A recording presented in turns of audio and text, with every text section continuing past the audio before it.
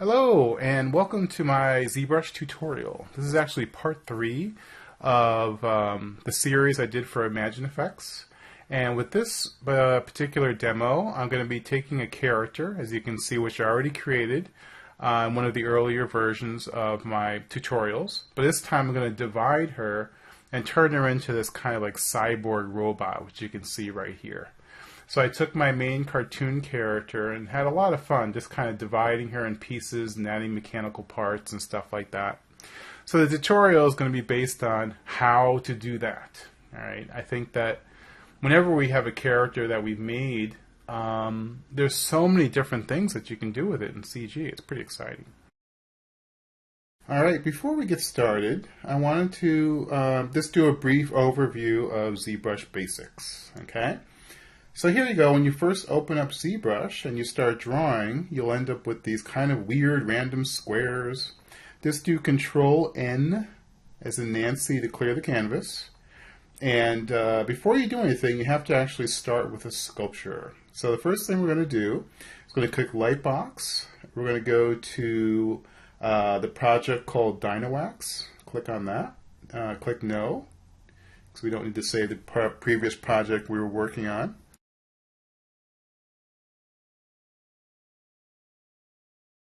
And now we have something that we can sculpt on, a round chunk of clay. Okay, we can draw on it, we can stretch it, we can do all kinds of things. But we always need to start with a sculpture, basically. Okay, you can see in perspective here what your kind of field looks like. Okay, and to start our sculpture, I'm going to do Load Tool. Okay, and I'm going to look for my character that I previously sculpted for ImagineFX. Wait for that to load up. Choose my character. Double click or just click Open. And she should pop right on, and she should be movable and ready to go.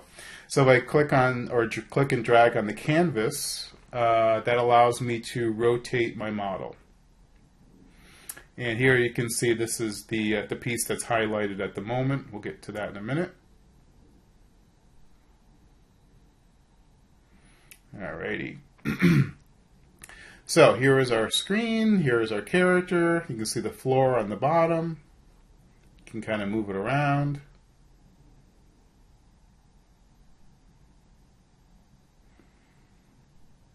And you can turn the floor on and off. And these are just the basics for people who haven't actually opened up ZBrush. If you've already worked with ZBrush, you can jump forward about 10 minutes. Okay? This is for scale. You can see perspective. It's slightly different. She's so short, it's not really that extreme, but there is a slight difference with perspective. Okay, here's scale. You can click on the scale button, and while clicking, you can just drag it back and forth, and that brings your character closer or further away. Rotate, you can do it this way, or easier, you can just click on the canvas and drag back and forth for rotate. And then move. I'm holding down move, and I can drag that back and forth to move my character.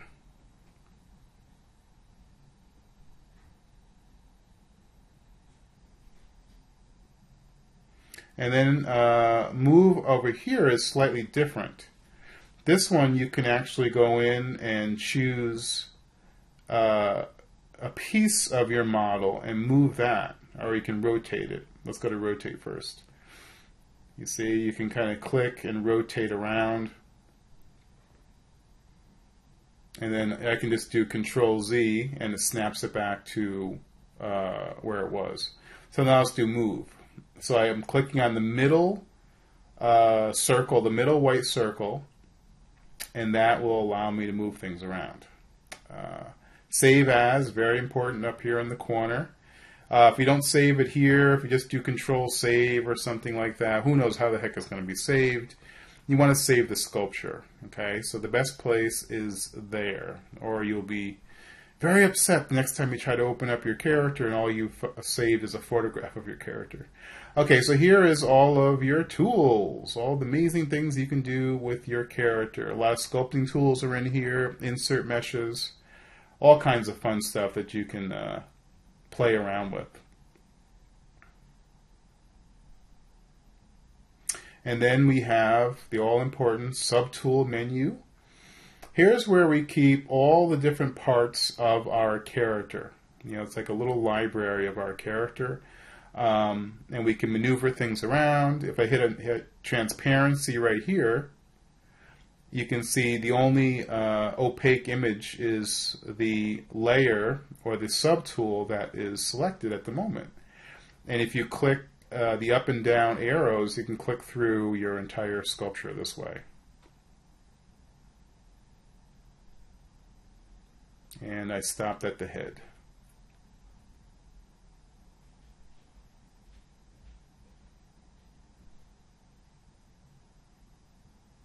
And now without transparency, you can see all the pieces again. And then we also have materials. So if you switch out of your Dynawax material, you can try some other materials. It's fun just to play around with. While you're sculpting, you might want to see what your character looks like in a certain material, which will reveal certain mistakes or whatever that you can rectify. And also you can print them out as photographs with your favorite material. For some reason, when you click off Dynamesh or click off Dynawax and then click it back on, it becomes a little bit whiter. So you see her face looks more like white spray paint than actual wax. But for this demo, it's A-OK. Click the letter I, and that shows you all the tools that begin with I. And a lot of the insert meshes are in here because they begin with I for insert. You can grab bits and pieces.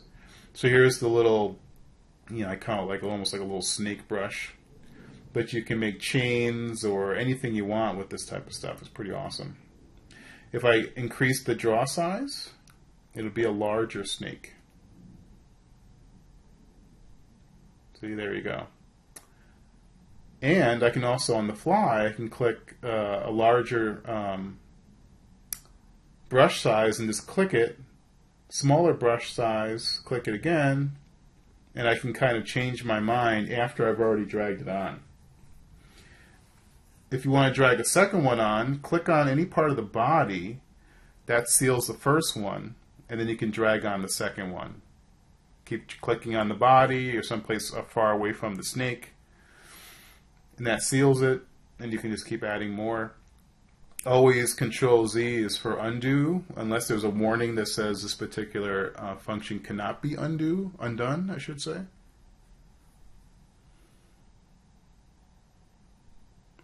Z-add and Z-subtract, that controls your sculpting tools. If you want to carve away, or if you want to add clay, you can do that. There's intensity below that, how intense you want your tool to be.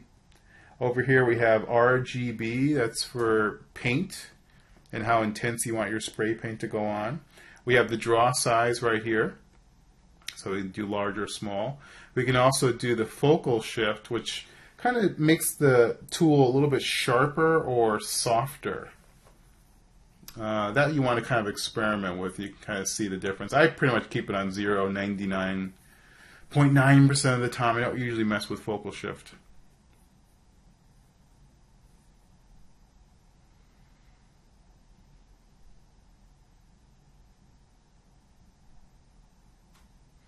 And to load a new tool or bring in a new sculpture, go to Load Tool right over here.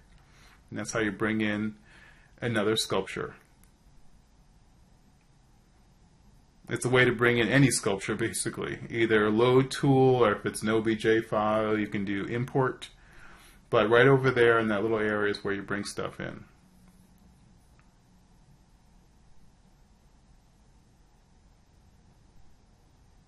I just click frame, and that snaps her into position, snaps her in the middle.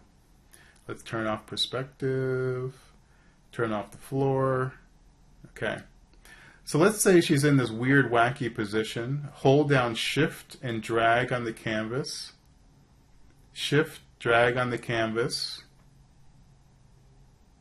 Again, Shift, drag on the canvas, and that snaps her into position. So if she's in some kind of unusual pose, you can kind of snap her back into a standard position. And then I have a whole additional library of materials. Now these materials were all downloaded from the Pixelogic website, and they're awesome. So awesome.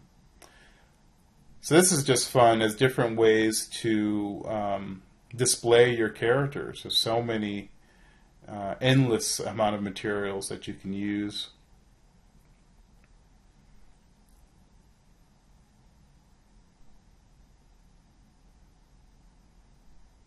And I just click that little selector there, so now I can have all the materials in one line, so I can just kind of drag it across like an iPad to see all the materials and also see my sculpture at the same time. If you want to see how it's going to look in its best, best way, best is because best preview render right there. That takes off all the anti-aliasing, makes a nice clean picture that you can export. If you wanted to do a turntable, you can do it in best preview render as well. It just takes forever. It doesn't take forever, but it takes a long time to render. Okay. So anyway, here's another one, gold.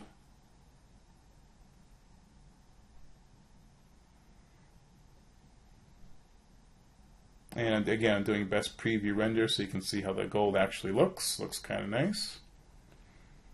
So each subtool, if you wanted to, could be a different material. You know, you can really have a lot of fun with this if your character is divided into pieces. Okay.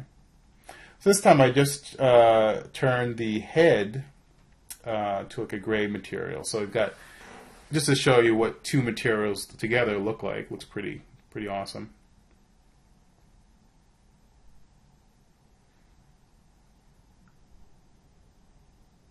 Now we have kind of like a gunmetal gray for the head and gold for the body. Okay. And now we also have movie. We can make a movie, right? Always do doc large. So that just gives you the document, not the whole ZBrush interface. And then you press turntable and watch it turn. So this is rendering right now, so it's a lot slower. But then when we play it, it'll be much faster. But this is a way that you can export movies for your demo reel, for stuff that you're putting online. It's a wonderful, very easy way to display the work you've done. Very professional. And we're just waiting for that orange line to get all the way across the screen, which will indicate that it's completed. Done. And if we do best preview render, which I'm doing right now, it'll give you, again, the nicer look. But then to do a turntable might take as long as an hour rather than a minute. But it looks awesome. So keep that in mind. And now I'll just do play movie. So there you go. It's pretty quick, but there it is. And if you want to turn off the ZBrush logo and the little ZBrush icon in the corner, you can go down to these controllers in the bottom and just drag them to 0. And just play the movie again, and you can see it'll be free from the logos. There you go. Now you've got a clean turntable that you can export. So anyway, here we go. Here is our character. All right, so she's already created. If you wanted to see how she was created, you can check out the 2 earlier versions of ImagineFX magazine. But you can also take any character, any CG character, any character that you download, or any 3D model, and you can use these same techniques to create some kind of like divided robot type of a thing. Okay? So anyway, I'm going into my subtool menu, and I'm selecting the head, which was already on its own separate level. Okay? So what I did is I duplicated the head. So I have 2 versions, just like what you would do in Photoshop. I duplicated the layer, and what I'm going to do is slice off half of the head right here, And then I'm going to go and do the other layer, the second layer, and slice off the other half. So it's basically a nice clean way to divide the head into two separate pieces. Okay, it's pretty straightforward. So now I'm going to go down to my second version of the head number 2. And I turned on transparency so I can sort of see where, you can see right there, there's kind of like a little seam line right there. Not that this has to be perfect in any way, but I wanted to kind of get a general, idea of where the last slice was. Okay, if this had to be like 3D printed or something perfect, I would be much more careful, but just to get a relatively decent slice is totally fine. So that way when I turn the original version of the head on, you'll see it's now one piece, except on two separate levels. You can see there's a little seam line down the middle, which I totally don't mind because we're going to be separating the head anyway. So yeah, just checking to make sure it's going to look pretty good. So what I had done, this is a basic idea. I wasn't 100% sure if this was going to work, but I gave it a try, and it seemed like it was working out pretty good so far. What I had done is I'm going to take the skeleton, which comes with ZBrush. Okay, this is a skeleton. It's a Ryan Kingsley animation model that comes with your version of ZBrush. So what I had done is just isolated the skeleton and then appended that to my subtool cartoon character. Now when I brought the a model in, it was the wrong direction and the wrong size, which is typical. Oops, I picked the wrong subtool. Let me go back up here again. Go to subtool and then pick the skeleton this time. All right, now you're talking. So I'm going to go to deformation and rotate. Click 90 degrees and then click rotation. I never know which orientation to do for some reason. I can never remember, so I'll just keep clicking until I get the right one. Click 90 degrees again, and I got it right the second time around. Okay.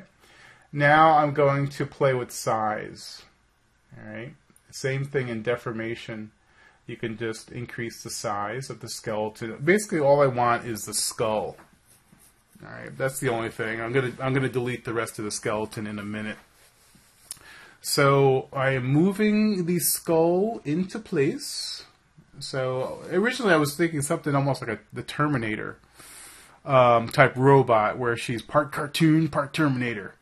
But then I ended up going for something slightly more conservative than that and slightly more adorable. Alright, so anyway, so I picked the other side, the left side of the head, and the right side is going to be a skeleton. So I'm going to rotate the skeleton to try to mimic as if this was her skull inside her head. Right? Now this is obviously a cartoon character, so I'm going to have to modify the skull a little bit too, so it sort of looks like it's her skull inside her head. Which I find to be kind of fun. It's actually kind of a silly, fun little assignment to try to mimic that. I've seen online where people would do like Bugs Bunny and show his skeleton underneath, and I always found that to be really entertaining, So anyway, I'm trying to get a ballpark size to be as close as I can, and then I will use the move tool in brushes to kind of move the geometry around. Okay, if you use let me cut off the bottom here. Okay, so if you use the snake hook tool, which works fine, it actually changes the color of the material, which you'll see in a second. If I use snake hook, you'll see what happens. Da-da-da. See right there, it's getting dark. What I'm doing is I'm pulling it away, but I'm also messing up the color, and I want that bone color. So instead of snake hook, which is my favorite tool, I'm going to use the move tool instead. And you see there, it's not messing up the color. Very similar to snake hook, basically. So I'm just goofing around and seeing if I can get it to sort of look like it's the skull. You know, it's just moving it around like bubblegum. I don't know why I find this to be incredibly enjoyable, as simple as it is. Alright, so yeah. I guess the thing I want to try to do is see if I can line up the teeth a little bit. It's kind of a fun idea. No one's going to really be looking closely and saying, hey, that's not really her skull. But I want to get it close enough so at a glance, without you thinking about it, you could be like, yeah, that's her skull. So that's kind of like the idea. So she has those kind of wide-eyed cartoon eyes, which are very far apart. So I'm going to be separating the bone there. And also she has a relatively wide jaw as well. So I'm going to be separating that. But I don't think people are really going to notice, but I think it's kind of important to at least have the teeth close since she's exposing her teeth. That's going to be the clincher, I think, is if you can get the teeth somewhat lined up. And I think the rest will just be fine. So I'm kind of nudging the teeth up a little bit. Completely different teeth style. Doesn't match at all. I could have actually saved the teeth from the original head and then matched the skull around those teeth. But that would have taken a lot longer. And I don't think it would have made that much of a difference, really. So this is kind of a very quick, down and dirty way of doing this type of thing. So you can see there, it's all good.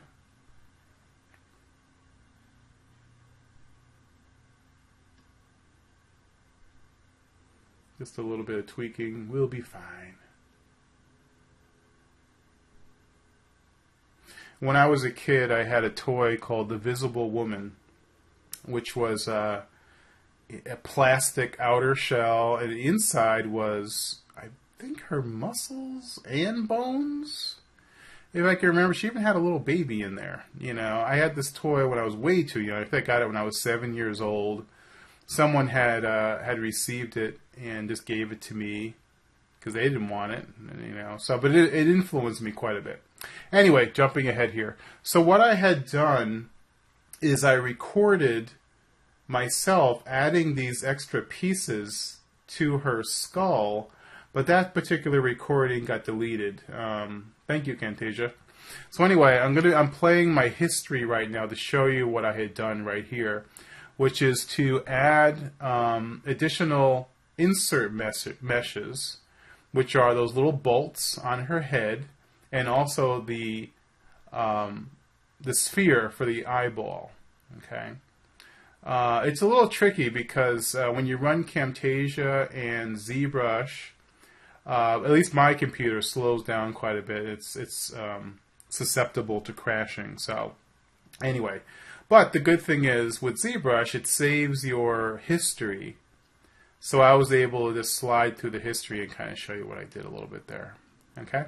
So anyway, so now I have the two halves, if you can remember before, and I can separate them. Yay! So the idea is, I don't know, the idea is that we're taking a peek inside, almost as if you can press a button and her head opens up, and inside is her scary skull.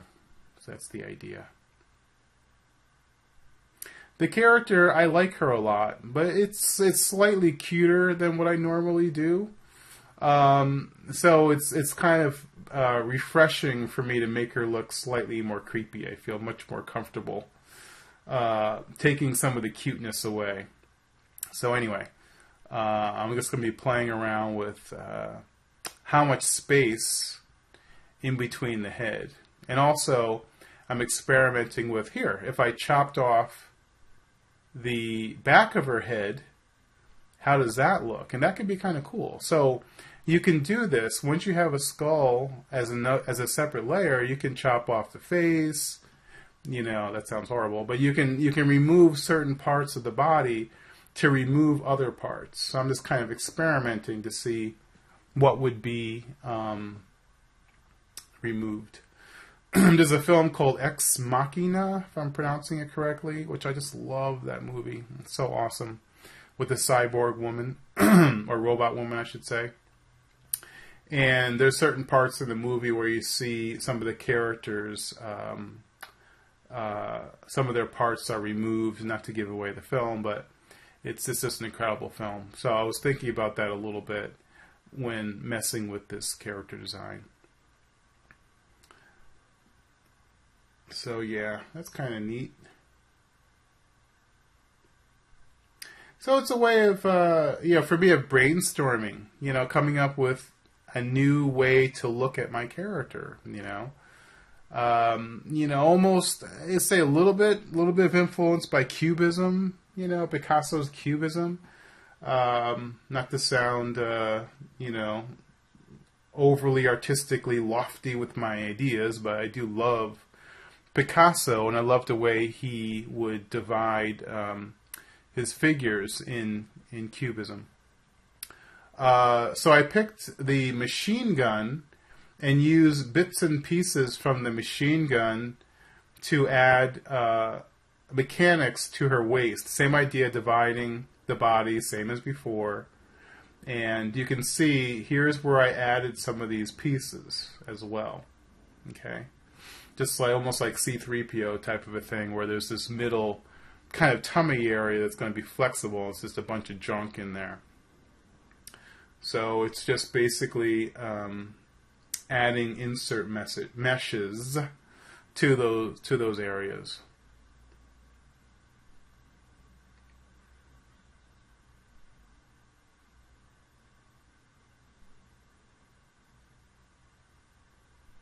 So yeah, this tutorial is slightly more advanced than the earlier tutorials. You would need a little bit of ZBrush background to kind of implement this, but once you get the basics, you can start playing around with this stuff like crazy. Okay, anyway, again, dividing her midsection in half. Same idea, same process. Duplicating the waist, so I have two versions, and then cutting the half off one, and then the other half off the other, creating these basically two very, very clean halves that I can then separate to reveal her robotic insides, basically.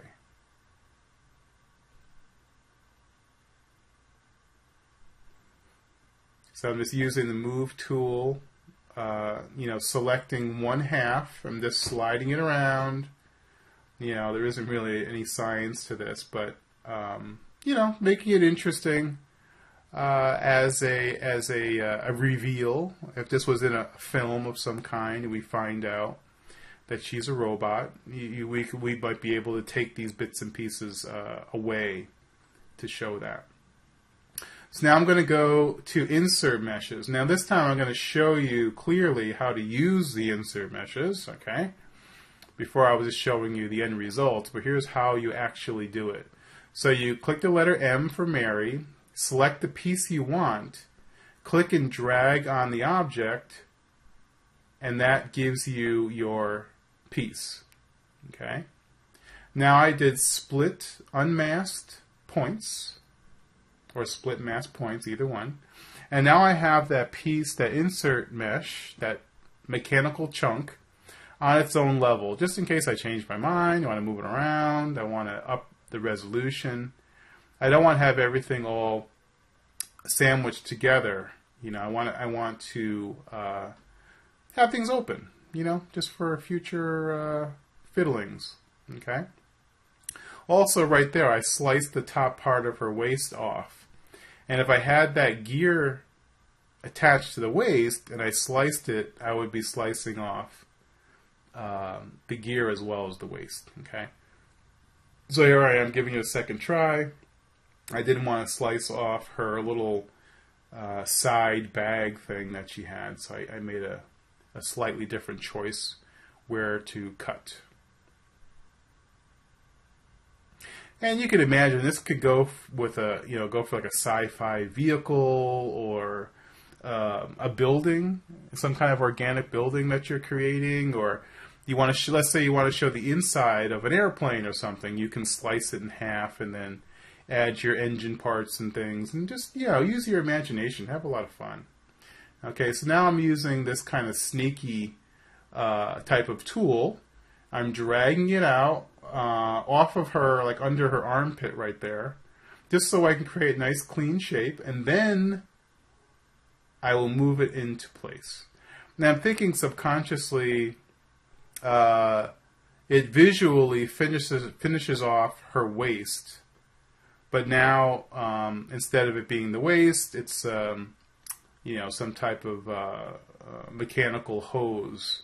But visually, it still sort of finishes off the waist shape. That was the idea.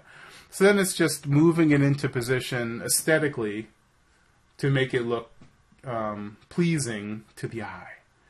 And I do a lot of this stuff also with real toys, real pieces of plastic. I use something called Zap-A-Gap, which is incredibly terrifying stuff. You know, I almost burned my hand the other day with that stuff. It's scary. But it's basically you would put something like super glue on a certain area, you spray it with Zap-A-Gap, and it instantly freezes. Well, if you get a little bit on your finger, spray the Zap-A-Gap, it'll burn a hole in your finger. So you got to be really careful. Even with rubber gloves, it burns right through the rubber gloves. Anyway, ZBrush is much safer than that. All right. Another advantage to ZBrush is you'll never run out of pieces. Whenever you create a piece that you really like, you can use it 500 times. You can do it 5 million times, endless times. You know, you never have to run to the store to buy more plastic pieces. Okay, that's why I love ZBrush. All right, now what? What deviltry do I have in store? So I'm just hunting around for other chunks that could be useful. I tend to go for the same chunks over and over again because I have my favorites.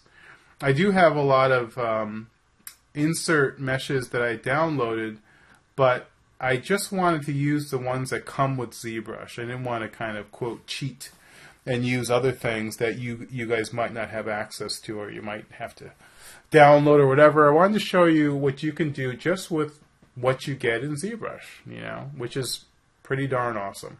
Okay, so what I'm doing is I'm taking little pieces, I am duplicating them, and the way to duplicate it is to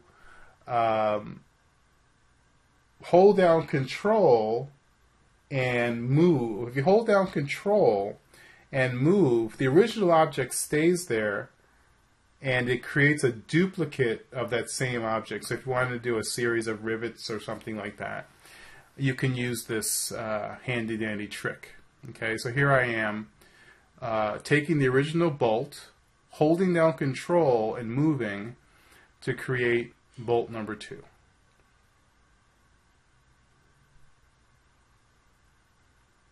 And I know what you're thinking. This is the most unscientific thing you've ever seen. I'm just making it up as I go along. But it's a lot of fun.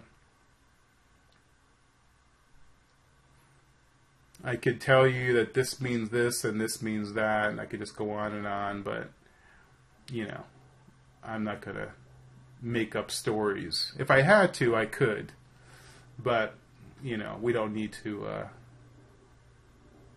fool around with that silliness. It just looks cool, and that's all that's necessary. Alright, so this is something that's going to drive me nuts. If I can't get that bolt right in the middle, it's going to haunt me for years to come. So I want to make sure that even though it's kind of a silly thing that I'm making up, I want to make sure that that little bolt is right in the middle of the big bolt. Otherwise, it's not going to make sense, you know, visual sense, to me anyway. And I did that one time before. I did a tutorial, and I had one of the bolts was just off, and every time I saw the video, I always saw that. I was like, ugh, I wish I had fixed it. So I want to make sure I don't do that.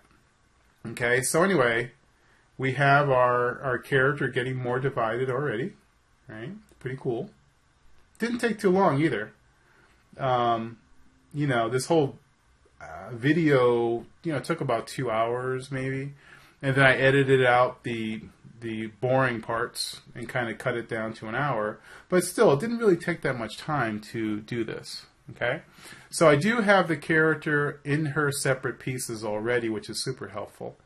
Okay, so what I did is, try to get the body in a certain position so that I could comfortably slice the arm off. Right there, maybe. Again, I have the body duplicated. Right, same process over and over again, duplicate it twice. I can cut off the one side, go to the other one, duplicate and cut off the other side, and I have my two pieces. Right there. So now I have my two pieces, turn them on, and you can see piece 1 and piece 2. So, once that's done, I can just move the arm away to reveal underneath her robotic innards.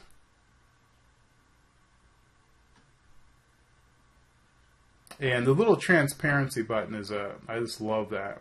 I just click that on and it shows you what level you're on, and it transparently shows you the rest of your model. Because it gets kind of confusing when you have a whole bunch of subtools and you're like, where am I? Whatever.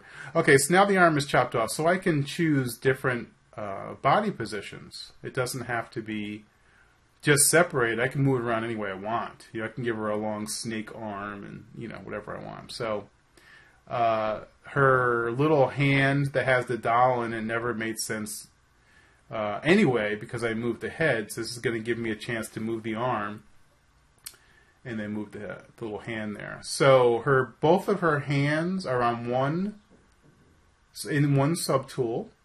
So I'm going to isolate that hand and then do split masked points.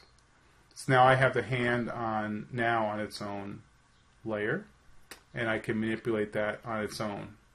So I'm just going to screw around a little bit and put her little doll in the hand properly.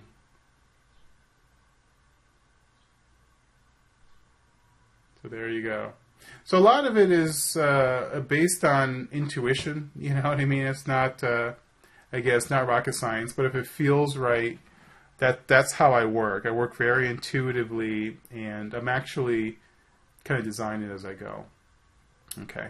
So the next thing I want to do is split off that extra kind of visor piece that doesn't work anymore. So the easiest thing to do is to split it and just delete it. I'm not going to worry about trying to put it on the second half of the head because I don't think it's necessary, really. I don't miss it.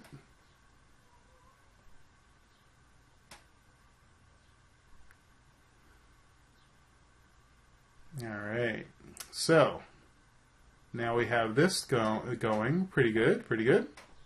Just kind of looking around and seeing what's the next thing I can fiddle around with.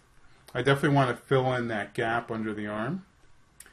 And there is a best preview render, which I just clicked. And what this is going to do is show me what this looks like as a nice render. There you go. I'm happy. I like it. I think it's pretty cool. There's a skull layer right there. Alrighty. Next step is just to add a little tube to connect that arm piece. And if you use the up and down arrows, you can go through all of your subtools to pick the one you want to work on. Okay. So I turned the arm off just to get that out of my way. And I'm just going to throw a little tube down there. And you see I didn't put it in the exact place. I put it next to the location just to make it easy, just to create a nice clean curve. And then I'll use the move tool as kind of like part 2 to kind of move it into position. That to me feels like the most pain-free way to work.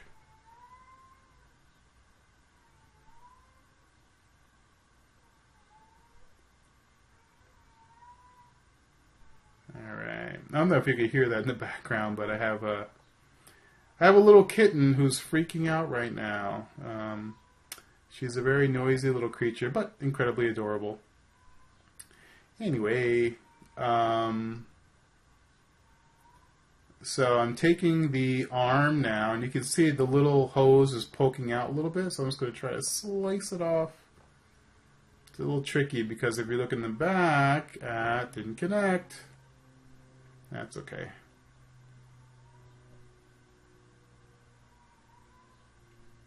So now I'm going to just move it into position, slide it down, and then hope that it's not poking out on the other side too much.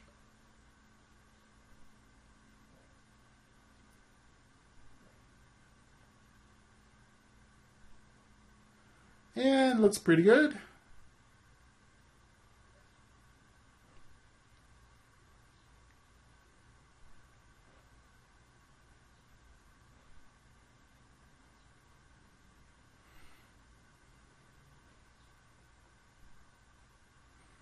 Again, same thing, duplicate.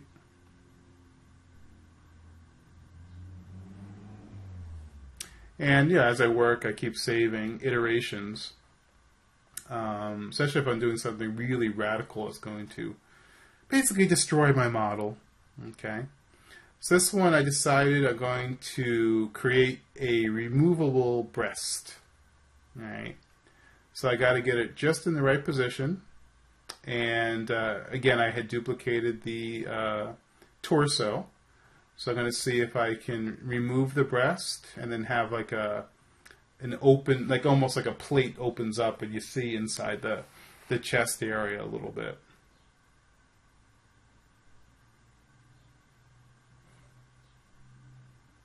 So again, same process, remove the breast, go to the other area, remove the entire chest area right there, deleting this whole area, keeping it somewhat lined up. Now if you notice, chop, chop, chop, there's a little piece that I couldn't get to, which is the shoulder right there. So I'm going to just mask that off, go to split masked points or unmasked points, go to that little shoulder piece and delete it. Dun, dun, dun, it's gone. Alright, you know, a lot of times, you know, it's kind of like, is this the dumbest thing I've ever done? I don't know. You know, it just kind of jumped into my mind. If it doesn't work, I can always go back to an earlier version of my my model. Okay, so now I can use the, oops, wrong level, Mahoney. There you go. What I can do is use the rotate tool, and you can see it acts almost like a hinge, depending on where you position your rotate tool, and you can just open it up, right, like that.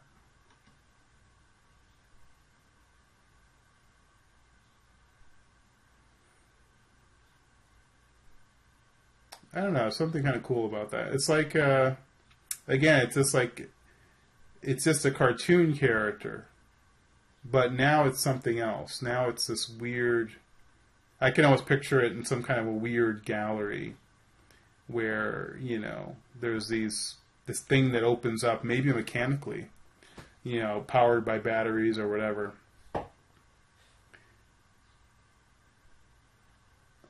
So, yeah, so then to go inside, I just wanted to pick some basic, I don't know, kind of components that we might see. So I'm kind of clicking around. A lot of these things look a little disturbing. It looks like honeycombs or something, which is always unpleasant to look at. So instead I picked a very generic kind of bolt that I could put inside the chest area. I'm going to go a little bit smaller.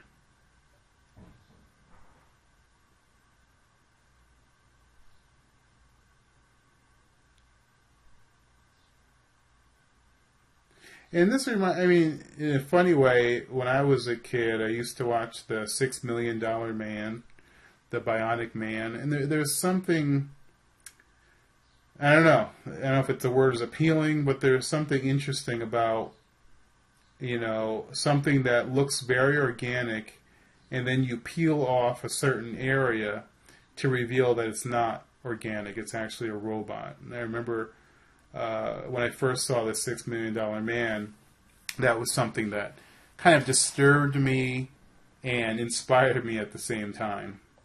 Okay.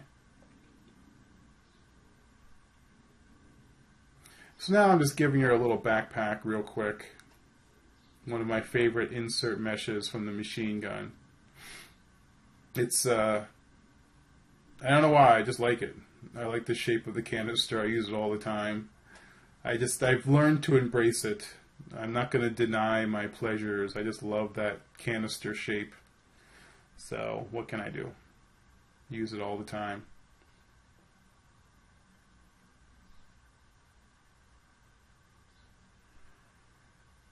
Split it off as usual. Same routine. Split unmasked points.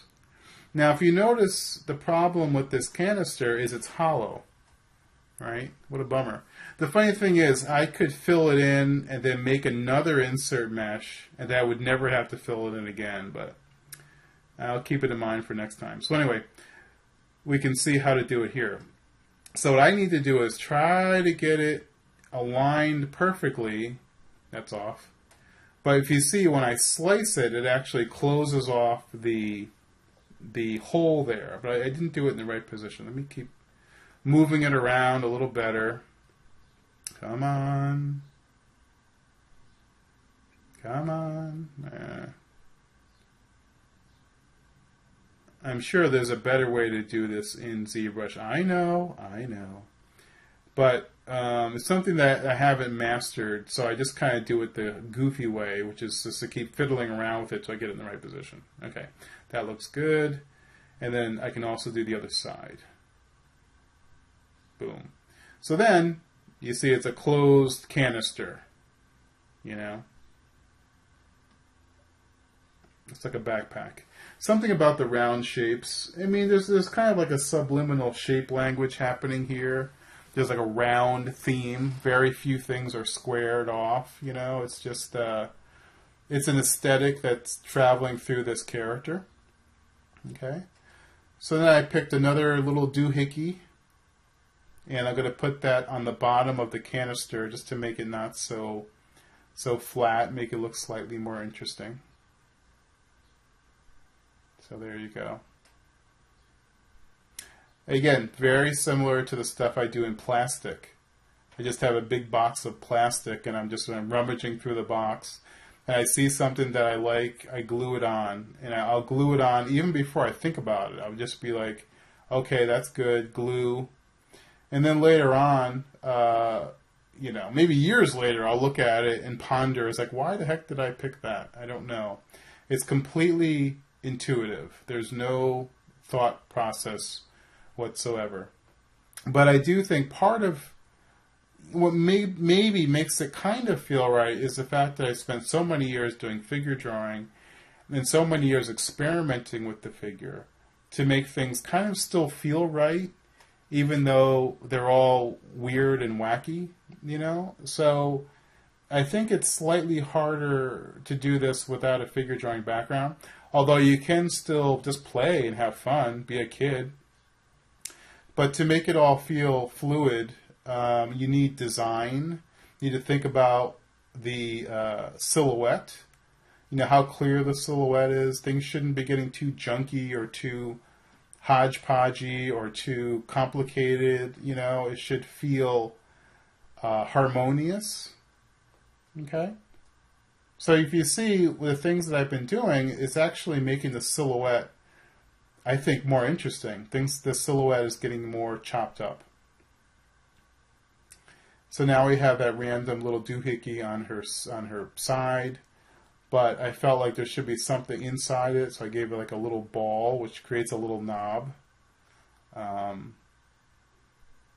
which is weird to kind of verbalize, because like, what are you talking about? That could be a little button, you know, like let's say this is a high-end toy, and that button, you press that button, and that's what pops all these things open. I don't know.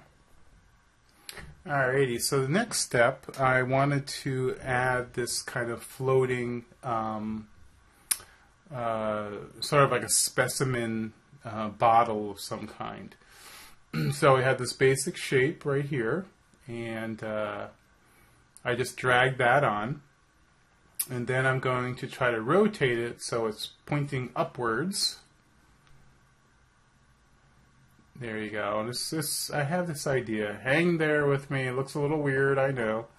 But it's going to be kind of like she's looking at this weird thing, like this something inside a jar, you know. I remember in the movie Aliens, when they look inside the the container and you see the face hugger kind of pop out, and it's really kind of creepy and cool.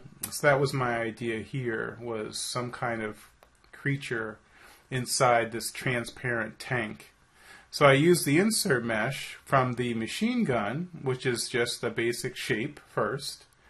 And then the idea was to duplicate that, split it off from the main character first, split mask points, which I've done a million times already. Okay, I'm going to try to duplicate that, and then slice the middle part out. And that's the part I want to try to turn transparently. So the first thing I'm going to do, oops, I picked the wrong subtool. Let me go back to my file here. Let's go to the cylinder. Okay, now go to geometry, and then divide. All right, so you can see I clicked that divide a couple of times. Now it's not so chunky. All right, it's like a smooth canister, like a thermos or something. And then I'm going to, let's see, add some additional kind of sci-fi knobs or whatever, just to make it feel like it's not just nothing there, but something that makes it feel like it's got some kind of technology going. So I'll just put these little knobs on either side of the shape here a little bit. Break up the silhouette as well, always a good thing.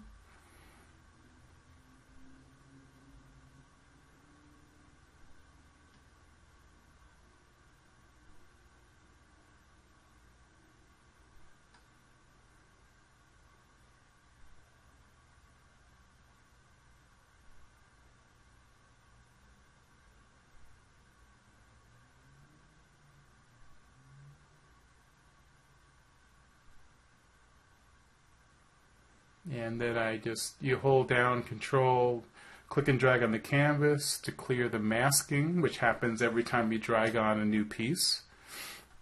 And that's it. So the next step would be to duplicate. Again, it's the same theme I've been doing throughout this entire tutorial. Duplicate and then cut a certain area off.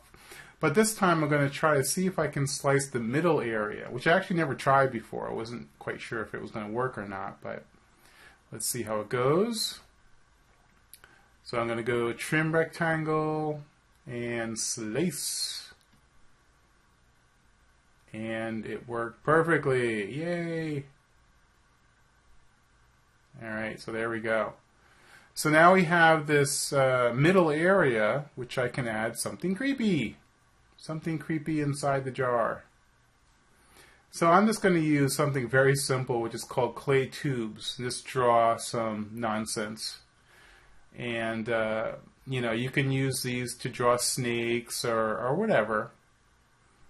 And it's a nice lazy way to do something that almost looks kind of like, I don't know what, intestines or something otherworldly that she's looking at. So I'm just kind of dragging them around. It's very simple. So whenever I want to kind of freeze that snake, I'll click on another part of the geometry, and that frees those little kind of dancing ants. Let's see. I'll show you right here. Click right there. I clicked it on to release those intestines or whatever, so I can put more intestines on. Okay? So now already we got something kind of creepy.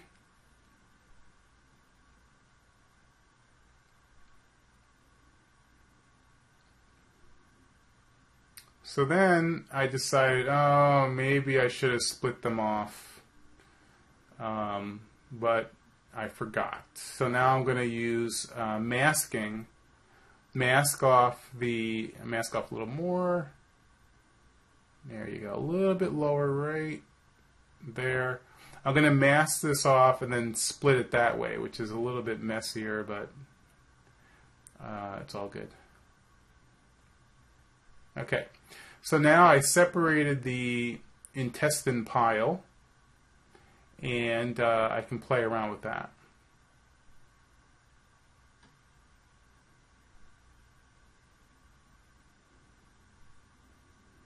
So now what I'm going to do, I can add a few more little squigglies.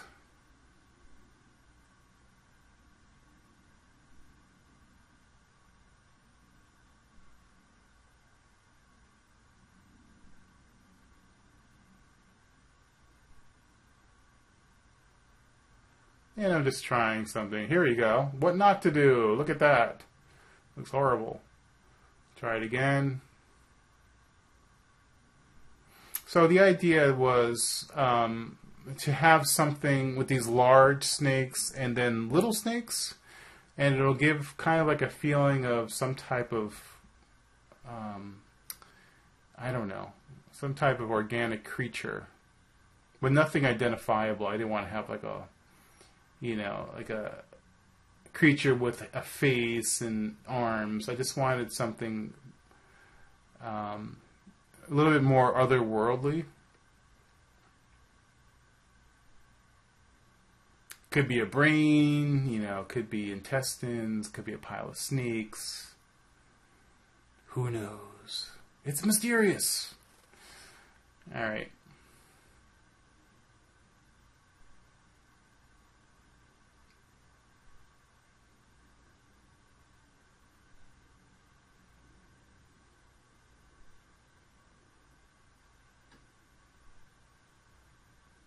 So after that, I duplicated the layer, and then I went to Display Properties, Transparent.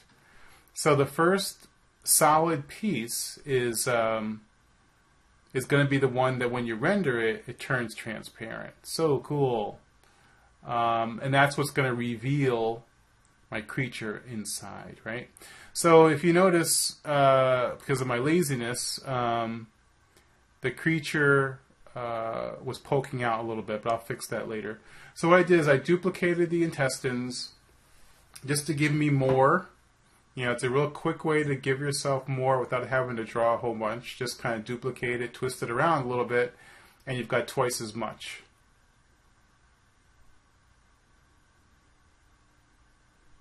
And I don't think you could even tell that it was duplicated. I mean, you could tell because I'm telling you, but if you didn't know, you probably wouldn't realize it's the same thing duplicated twice. Just to add a little bit more complication. Alright, so then, I brought the character into KeyShot. And I'm just going to do some very quick renders. What I'm doing is, you can see, I'm dragging material into my model just to play with what different materials might look like. Okay, just dragging in different materials. I mean, to watch me dragging in all these materials is about as interesting as watching grass grow. But anyway, these are the materials that I chose, and I rendered them out, which I thought, yay, they look kind of cool. So anyway, this is it. This is my final character. As simple as it was, I kind of like where it went, and this could be a story that could inspire, something cool. So anyway, thanks so much for listening, and good luck ZBrushing, okay? Take care.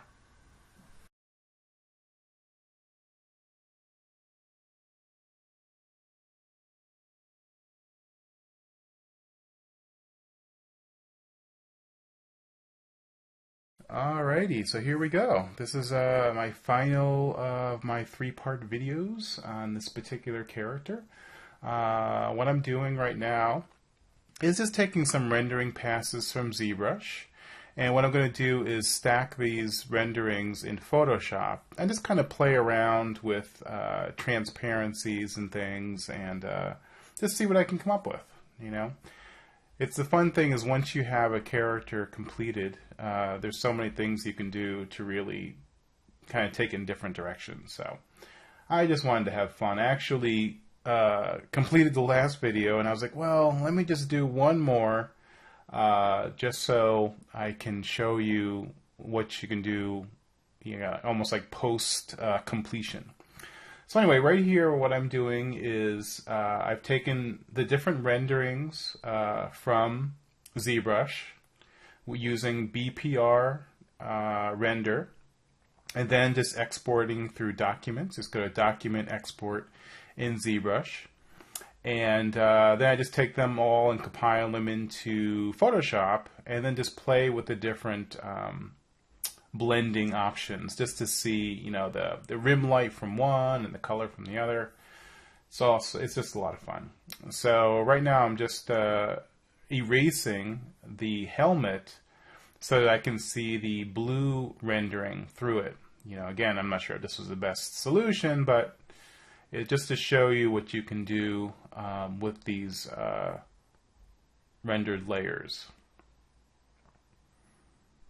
So, yeah, just trying to get it as neat as I can, but, you know, I don't really have patience for stuff that's, you know, totally, what's the word, tricky, like this, like getting around that ear. Oh my God. So, whatever. I don't have the patience for this. There are other ways of getting a cleaner cut, but you can also see how someone does it really sloppily.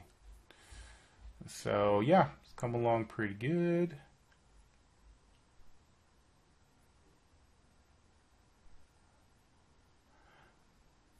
I'm just redoing it to get a better cut in there. So anyway, it was really fun doing these exercises. It's a good way to get away from the worries of the world, as they say. There's a lot going on in the world that we can all worry about, and being able to just kind of sit back and you know, enjoy life, enjoy moments, enjoy being an artist, enjoy creating. It's kind of what it's all about, you know. And I really am appreciative of you know, being able to do this stuff and share it with you guys. I usually, whenever I have an assignment, you know, it is an assignment. You know, it's like, oh God, I got to do this. But once I get into it, 99% of the time, it turns into something that's a lot of fun. Like this, I ended up doing an extra half hour just because I was having so much fun with it. And I think that's kind of like the key to this whole thing is if you choose projects and characters that you really care about, it's not going to be a job anymore. It's going to be, you know, your passion, I guess, your, you know, your love and what you would do on your free time anyway. So I really enjoyed trying to, you know, kind of breathe life into this kind of silly character. So what I did is I also did an additional render pass for the I don't know what it is, the organs in the jar, you know, kind of like creepy things in there. It reminds you of something from Aliens, maybe. And then I have a nicer render pass where you can see the glass a little better. So I'm just kind of splitting the difference, see which one shows up the best, and trying to come up with a final render. What I ended up doing with this character, with these series of videos, is coming up with multiple renders, different choices, different pathways, different directions you can go in. There is no final render. You can keep you know, playing with this stuff forever. So this is something I like to do, is to kind of warm up the entire picture, you know, and then I'll also make a cool version of the picture, and then I can erase one side and reveal the other. It has kind of like a 1980s vibe to it, I guess, but you know, it becomes a little bit more eye-catching with the colors. And what it does too is kind of strange, is the more you work this, the less it feels like just something straight out of ZBrush. It starts to have almost like a slightly illustration-y look to it, which is kind of neat. And the more you kind of blur the edges, I'm going to be adding like a little bit of texture, a little bit of film grain to degrade the image and make it not look so CG. You know, almost, I was hoping for like an old magazine illustration from the 70s or something like that, you know, so it's very, or early 80s, it's very simplistic, I would say, with its color choices and color technique. But, you know, that was what I was kind of going for. So what I've done is, obviously, as you can see, I'm just erasing the areas of one color to reveal the other. Very caveman-like, very simplistic stuff. I'm sure you guys see much more sophisticated things in ImagineFX, but now you can see caveman type stuff here. Very simple. And yeah, just kind of assessing the image and seeing what other things I can play around with. I think anything that I do personally, I always, you know, try to do the kind of straightforward game plan, you know, and then later on other ideas just kind of come, and I don't know where they come from, but there's a feeling inside me where I just like, oh, it looks too normal for me. I need to split her head in half, and I need to make her half cyborg and stuff like that. So when you guys are working on your own projects, if something it doesn't quite feel right, or you feel like you're not as excited about something as you were when you first started, you know, try some of these techniques. Try, you know, playing around with the character, breaking the rules, you know, just totally going in a different direction. And it becomes this kind of fresh, unusual thing. And I think that's kind of how people know my work, which is kind of strange, because again, it's not like I'm trying to be different or trying to capture people's attentions, but I'm just trying to make it feel right for me. And when I do that, it tends to have this kind of odd thing. And what happens is I'll just get to a certain point and I feel like I need to play around. And the funny thing is, it's kind of hard to play around when I have the Camtasia recorder going, because I feel, you know, you feel a little bit self-conscious. It's like, because normally I'm just goofing around, you know. I don't usually play music when I work. I'm usually working in silence, which is a little weird, but I'm just kind of almost thinking but not thinking, like working kind of like almost half subconsciously.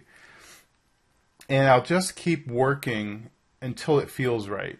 And you know, people have asked me many times, what's your workflow?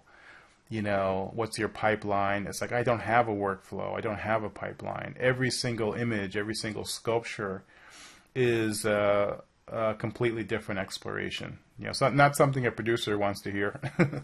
But what I'll do is I'll say, you know, let me have a shot at it. And then usually people have been excited about what I'm giving them, because I'm excited totally about what I'm doing.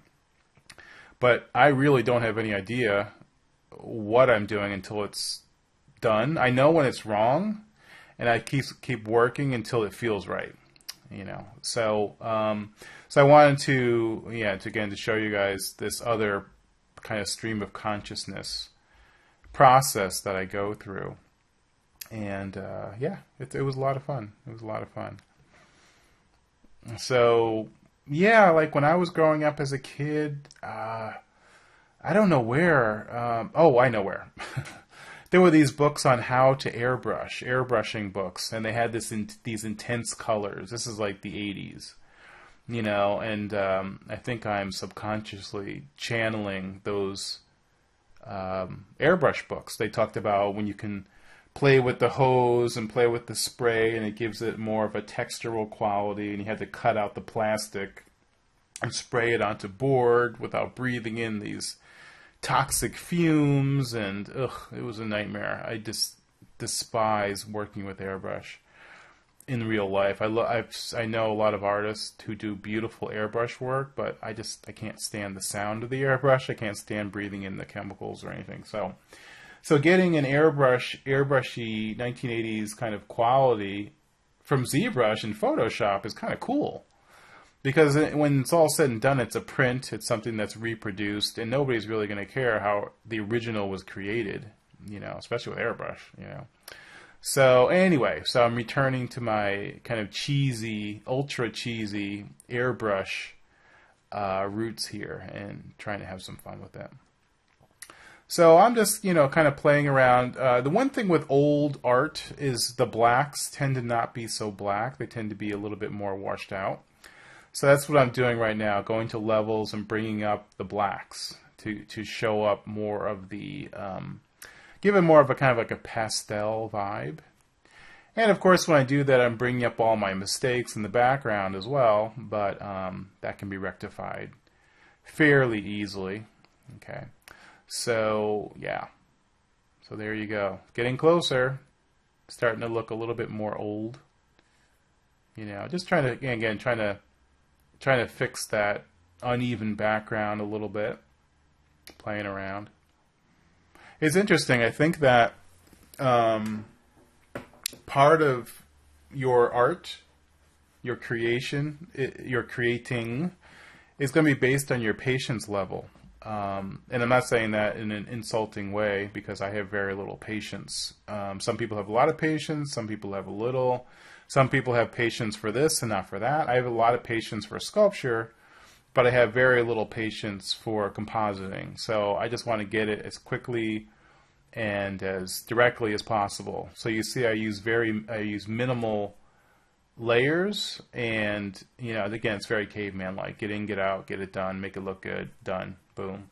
So make it look as good as I can. So that's kind of like my again, my simplistic process. And this kind of marriage between ZBrush, Keyshot, and Photoshop is incredibly fluid. There are tricks that you can learn, but there are really no rules. No rules whatsoever. Especially if you're doing concept design or illustration, there really isn't a pipeline. People just want to see a captivating image, and that's it. There is some rust that I'm putting on right now, or I should say experimenting right now to see how that looks. Another way to kind of degrade your image, take a photograph of some rust or something like that, or download an image of any kind of texture that you can subtly put on top of your ZBrush image in Photoshop will, if you do it subtly enough, people won't notice it. If you don't do it at all, people will notice it. This is an argument I've had for years, that if you, and it's not a trick, but if you don't degrade your image, people will feel that it doesn't feel real. There's something not quite right. And I always feel that way if I go to like a shopping mall. Everything, usually 99% of the time, shopping malls feel fake, because everything is overly cleaned and polished, and it's just like you're walking into a fake world, right? So, and people want new things, I get that, but in the real world, when you step outside of the shopping mall, the pavement is damaged and dirty, the outside walls are slightly or tremendously degraded because of weather. So I really love that feeling of something that kind of feels real. So even if I don't plan on it, I automatically, eventually, somewhere down the line, I will be grabbing a photograph of rust and putting it on top of my artwork. It's just something that I do. So anyway, you can see the image is starting to, I feel, starting to step away from the ZBrush world now. It's almost like yeah, it could be an old-fashioned airbrush painting. And I will continue to kind of degrade it. I will continue to work on this image, I'm sure, long after these tutorials. There is no end. There is no end. And the funny thing is, if you play your cards right, you can go back and actually paint this in ZBrush, if you have the patience, you can get this look so you can have a turntable and stuff like that. So this could be like almost like a thumbnail, possibly. So, next step, I brought my character back into Keyshot again. And Keyshot is going to give us a totally different vibe. But I'm going to see what the thing looks like in Keyshot as well, So, I'm just dragging materials. And I just kind of, in this video, showed some moments of me dragging materials into my scene. I think there isn't anything more boring in the world than watching someone drag materials into Keyshot. But it does look kind of cool, right? So in Keyshot, they're going to give you this factory. And what I'm doing right now is pushing the perspective because I wanted it to seem like, well, what if she was this huge, I don't know, installation in a factory, with this floating. I don't know what you call it, this floating thing that you're looking at. I thought that could be kind of neat, and it might give me an interesting render. So that was what I chose to play around with here. So much. A Keyshot is just so awesome. So here are some of the renders. Here's me playing around with different things, different choices. This one I kind of liked. I think that one was pretty successful. Okay. And now, finally, the very last of the last, I promise. Taking the character and messing with it, again. So what I decided to do, because I really felt self-conscious about this. I never usually have people watching me when I'm doing this weird stuff, so I kind of just tried to forget that Camtasia was running and just literally do what I do, not as an instruction or anything, but this is what I do on a daily basis. Is I just screw around with my sculptures, So yeah, I'll just take an insert mesh and kind of intuitively start adding. I mean, the basic idea was to basically make the character or make the image more complicated. That was the idea. As complicated as I can, but besides that, I don't know. So I'm just kind of messing around with hoses and things. I think, and I could talk to you a little bit about my influences. There is the movies by Terry Gilliam, especially the movie Brazil, where he'll take bits and pieces of this and that and kind of make a sci-fi world out of it, which I really, really love. I even like the movie City of Lost Children. Just visually, I think that there's something kind of interesting about that type of world, So I wanted to kind of start playing around with some of those things.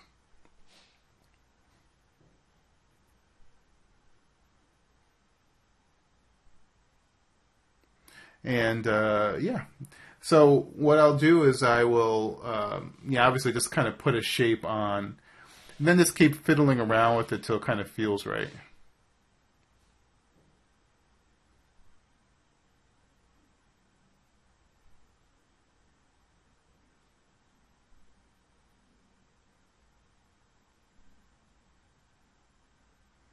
And yeah, it's kind of cool because once you have some kind of a hose or some kind of a device that you like, you can very easily duplicate that. I'm just going to hold down Control and then drag, and I can have 2 or 3 of them. Actually, the first thing I need to do is go to split unmasked points, so it's on its own level right there. And then I can do what I just said, which is to duplicate it.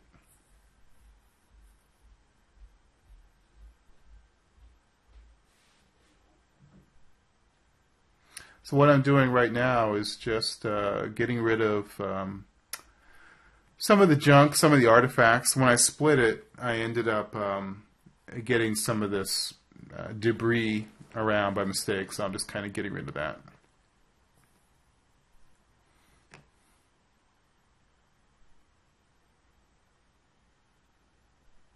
And, different artists work different ways. Some people are very methodical. They think about their character, they sketch it out, and then follow the sketch, and that's totally valid as well. I don't normally do that. I used to do that when I graduated college. I would do a lot of sketches and things like that. Some of my best work has come from sketches, some kind of drawing of some kind. But then at a certain point, I just wanted to enjoy the mystery of creating imagery and not knowing where the heck it's going, and just kind of starting in one place and see where it takes me. I'm not saying that's the most creative way of working, but that's what I've been doing now for, I don't know, maybe the last 10 years. I've gotten to a certain point now where I feel like maybe I do need to get back and start drawing. I mean, I draw, but sketching designs that I can then build in ZBrush and stuff like that. What's great about drawing is you can come up with ideas even faster. Now, obviously, just a sketch takes like a minute. Where with this stuff, you are still dealing with technology. So it's kind of like when you're coming up with concepts, like what I'm doing here. It's more like playing with toys than it is necessarily concepting, I guess. I don't know. I guess it is concepting, but it's more of a kind of like you're creating a finish as you go. You're finishing every little piece. Can basically be 3D printed, as a finished sculpture. For myself, I would prefer, if I was going to do concept design on a film or whatever, I would prefer to do it in ZBrush. I've done quite a bit of concept drawing when I was at Disney. I didn't work at Disney forever. I worked on about 9 films, and we did a tremendous amount of drawing. And 99.9% of the drawings will never be seen by the outside public, but we just draw all day long. And after a while, I started to feel like that category was satisfied. I felt like, okay, I've done enough concept drawing. I've done enough concept painting, at least, as like a job. Of course, if I'm doing my own film, you have to get down in the trenches and draw and all that type of stuff. But just to do that, I would rather almost make believe I'm working in the real world, as that you're welding something real, because no matter what, whenever you do a drawing, unless it's a drawing for like a 2D animation or an illustration, it's going to have to be reinterpreted. And, it's going to have to be built and stuff like that. So some of your imaginary stuff may not be buildable, right? So I'm trying to work directly with the built stuff right now, So anyway. And also, thinking back in my creative years when I was a kid, most of us don't do concept design when we're like 5 years old or 8 years old, 10 years old. We play with toys, right? You play with G.I. Joe, I play with linking logs, Legos, So long before I started drawing and thinking of ideas, which wasn't until I was like 20, or even older, really, concept drawing. I was doing, concept stuff when I was like 5 years old. I would take, which my parents hated, but I would take my toys to my basement and smash them with a hammer to get them apart. I would use pliers, saw, anything I could to rip the toys apart. Then I would re-glue them together and then not rust them, but I would, sweep dirt on them and stuff, and trying to, create my world, and also did a lot of World War II dioramas and models and things like that when I was a kid. So that was really my roots. Here I am scribbling in 3D, yay, scribbling hoses. But yeah, so this is even purer to my original roots as an artist or as a young person, was this stuff, playing with toys. Right now I'm basically doing, I just realized it just now, but I'm doing what I used to do as a kid, is breaking your toy. Right? I made this nice toy for ImagineFX, and now I'm breaking it. And I'm screwing around with it. And it's starting to feel more like a Mahoney creation now, where before it was kind of like something I was doing for ImagineFX, and which was great, but I figured now at a certain point, well, I've already kind of did what I had hoped to do. Now let me just have some fun. And my initial idea was, if at the end of this exploration, if it didn't work, I just wouldn't show the video. You know what I mean? It'd just be like, it'd be my own embarrassing thing. But I kind of like how it came out. I really did. Now, I didn't get a chance to rust this whole thing. But I kind of, like, if this was the real world, I would probably paint it with rust and it would look old and stuff like that. But I do like this clean white material that they have in ZBrush, something I could never get in the real world.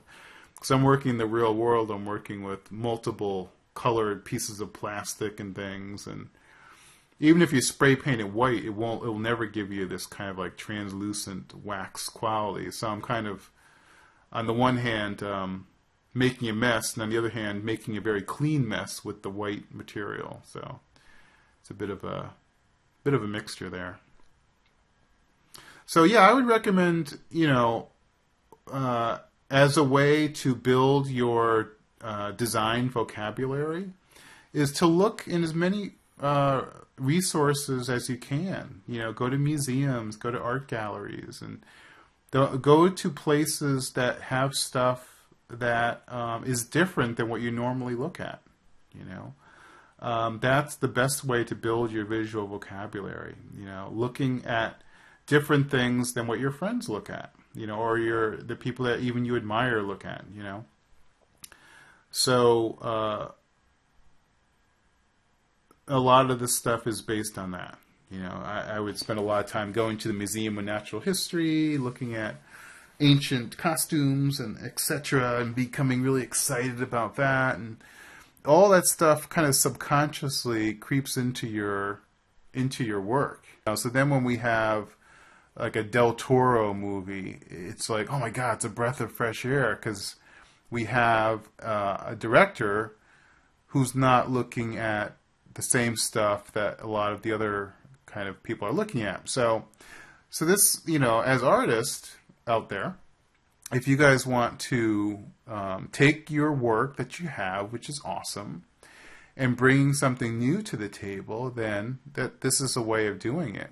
Go look at 1940s poster art, or folk art, or something that's different than just straightforward concept work. Go through the National Geographic. Look at ancient tribal situations. See what you can come up with. What I'm doing now is I've duplicated my figure. Now it's getting really weird, right?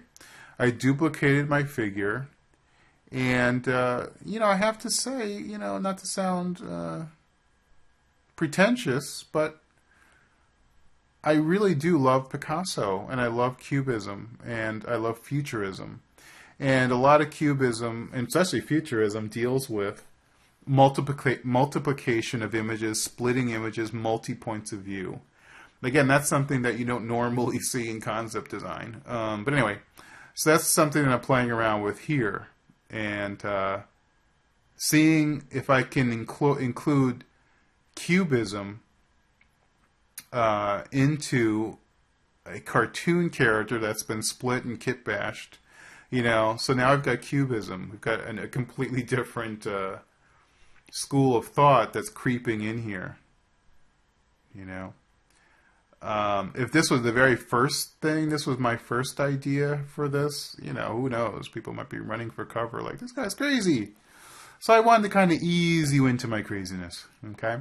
So now what I'm doing is a best preview render to see how, I can't even tell how many, if it's 2 or 3 characters. I think it's 2.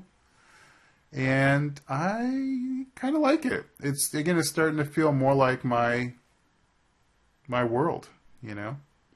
And again, if I had remembered that the Camtasia video recorder was rolling, I may not have done this. You know, I just kind of like went into my own world. So I'm giving you a chance, kind of as if you were hanging out with me at midnight. This is kind of what I do. It sounds strange to say it, but because it doesn't mean anything. What is it? I don't know. You know, I don't know what it is. But the thing is, once it's done, then I start to think about what it is. Or I allow other people to tell me what it is. I don't know what. It could be, so let's say, contemporary art museum, and you have this kind of whacked out sculpture on the lawn going to a museum, you know? Or let's say it's a science fiction film. Let's say it's Blade Runner 2, right? What the heck would this be in Blade Runner 2? Well, it could be a statue in the background. You know, just a piece of art. You know, it doesn't have to be a logical, you know, plot device, or, you know, a device that someone's using, or a vehicle, or a costume.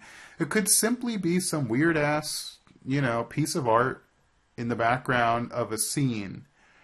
And that's okay. I think maybe that's, you know, that might be my calling if I was going to work on a, you know, that type of film. You know, I could do a vehicle or something like that. But I think the weirdness of my work lends itself better to this type of thinking, or lack of thinking. Dreaming while being awake. All right, so what I had done, you know, previously is I had decimated the figure down so there isn't that much geometry. Because I knew that I might, in the long run, duplicate the figure. That I didn't want to cash out ZBrush. My computer can't really handle a model that's over 3 million polygons, you know? And, you know, a lot of, you know, if you're a professional ZBrush artist, you'd be like laughing right now. It's like, that's all you can handle is 3 million. But it gives me a certain amount of discipline, because I can't just go crazy with geometry. So what I'm doing now is I'm playing with scale. Again, why? I don't know. I really don't know. But I was the first thought that I had was, well, maybe I can just use my character as like a background building, you know? And then immediately when I did it, I was like, no, maybe not a building. What if it's just like a collage, like a drawing collage where you have a large figure and then small big figures in the foreground, almost like a, oh, I don't know, like a movie poster or something like that. And that's what led to this image, which I kind of like in a weird way. I'm nearing the end, so this is that's how it happened. You know, I want to try this. Oh, it didn't work, but this did. And this image right here feels much more like a typical Mahoney image, and I'm very happy with that. So anyway, so here I have some renderings coming up that were kind of like the fruits of my labor. Here's a transparent view. Here's the character when I first started. And then here are some of the renderings here. So this is kind of like the final piece of art.